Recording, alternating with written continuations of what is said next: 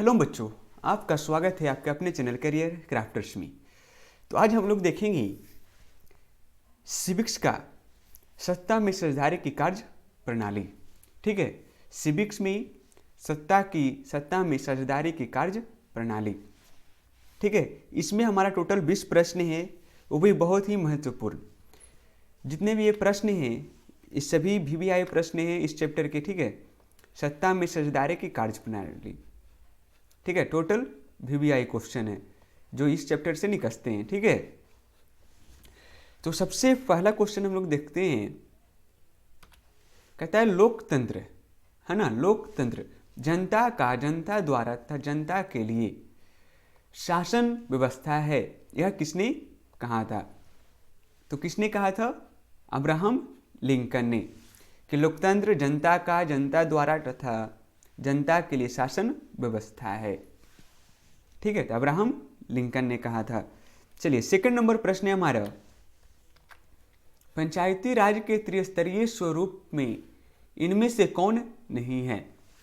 जो पंचायती राज के त्रिस्तर है ना, तो निम्न में से कौन नहीं है? तो कौन नहीं है इसमें से? नगर निगम। ठीक है, ये तीनों है ना, ये पंचायती राज व्यवस्था के त्रिस्तरीय ढांचा है। तो इसमें पूछ रहा है क्या कौन नहीं है? तो नगर निगम। चलिए, थर्ड नंबर हमारा प्रश्न है, ग्राम कचहरी का प्रधान होता है किसका? ग्राम कचहरी का कौन होता है? सरपंच होता है ना। ग्राम कचहरी का प्रधान कौन? सरपंच। चलिए, 4 नंबर प्रश्न है, बिहार में पंचायती राज व्यवस्था का कार्यकाल है कि कितने सालों का कार्यकाल होता है बिहार पंचायती राज में? तो कितने सालों का? 5 वर्ष का होता है। ठीक है, चलिए 5 नंबर है, पटना नगर निगम की प्रधान को क्या कहते हैं? जो पटना नगर निगम के प्रधान होते हैं ना, उन्हें हम लोग क्या कहते हैं? महापौर कहते हैं। ठीक है, चलिए 6 नंबर प्रश्न है, संघ राज की विशेषता नहीं है किसका? संघ राज का विशेषता नहीं है। संघ राज में क्या होता है? नहीं होता है, उसमें शक्तियों का विभाजन नहीं होता है। ठीक है, संघ राज में शक्तियों का विभाजन नहीं होता है। कंप्लीट है। चलिए, 7 नंबर प्रश्न है, पंचायती राज अधिनियम भारतीय संविधान के किस अनुच्छेद में सम्मिलित है? तो कहता है पंचायती राज अधिनियम, है ना, भारतीय संविधान में किस अनुच्छेद में सम्मिलित है? तो किस में है? अनुच्छेद 243 में। ठीक है, चलिए 8 नंबर प्रश्न है, संघ सरकार का उदाहरण है ना, संघ सरकार का तो कौन है? अमेरिका। ठीक है, चलिए 9 नंबर प्रश्न है हमारा, झारखंड राज्य का गठन कब हुआ था? झारखंड राज्य का ना कब हुआ था? 15 नवंबर 2000 को, है ना। 15 नवंबर 2000 ईस्वी को झारखंड राज्य का गठन हुआ था। चलिए 10 नंबर प्रश्न है, पटना नगर निगम में कितने वार्ड हैं? तो कितना है? 75 वार्ड है। ठीक है, 75 वार्ड हैं। चलिए 11 नंबर प्रश्न है हमारा, बिहार में नगर निगमों की संख्या, बिहार में कितने नगर निगम है? तो कितने हैं? 12 हैं।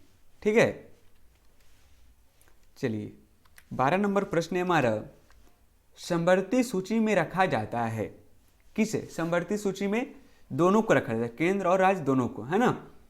ऑप्शन नंबर इसका सी हो जाएगा। ठीक है, केंद्र एवं राज्य दोनों को।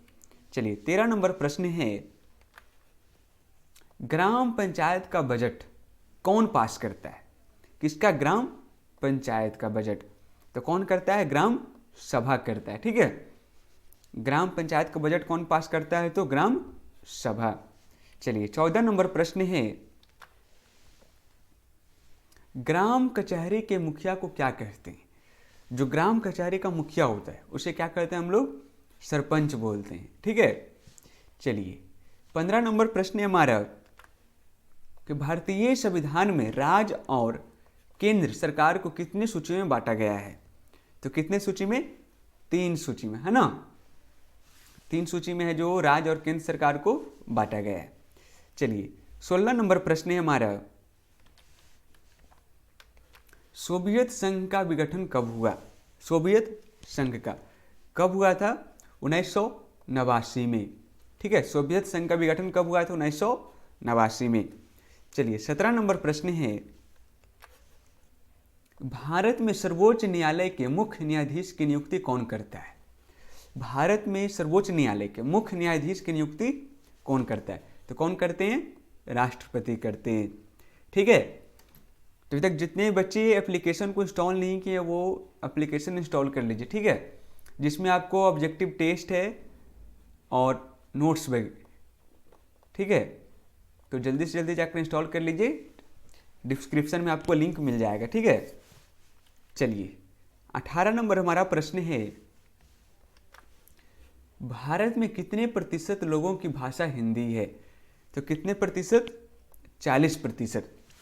कि भारत में 40% जो लोग हैं ना, जो वो हिंदी बोलते हैं।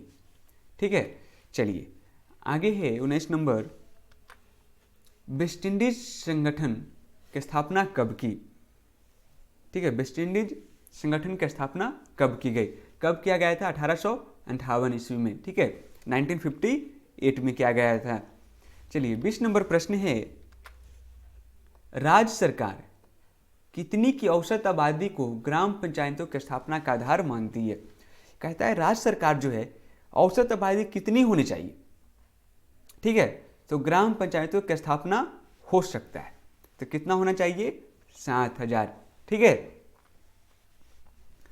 7000 की आबादी पर ग्राम पंचायत की स्थापना की जा सकती है ना। चलिए, तो ये हमारा 20 टोटल प्रश्न थे।